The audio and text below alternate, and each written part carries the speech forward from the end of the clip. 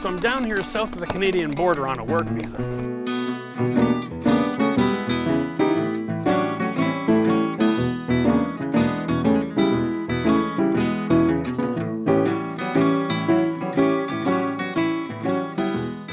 This is not a 3,000 square foot on 5 acres for 1.5 million. We've got to be really careful how we spend money here. I'm not building this to retire in or vacation in.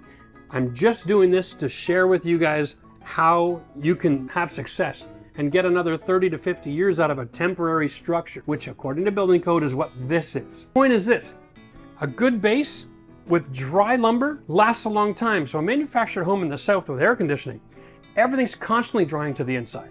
It'll last a long time.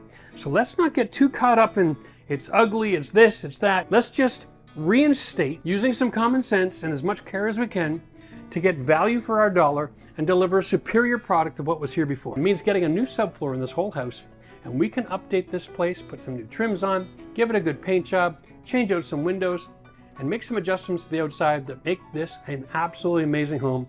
I hope you stay with us for the ride. Like I said, we're doing this for $20,000. That's all in. That's all my material. Not bringing in any architects, no designers, no fussing around. We're gonna do it all out of the old noggin here, and we're gonna be as smart as we can with what we've got to get this job done. Because I believe that everybody in North America should be able to buy their own home. They should be able to renovate it and have a great place to live. Everything you need to be successful is right here on this channel.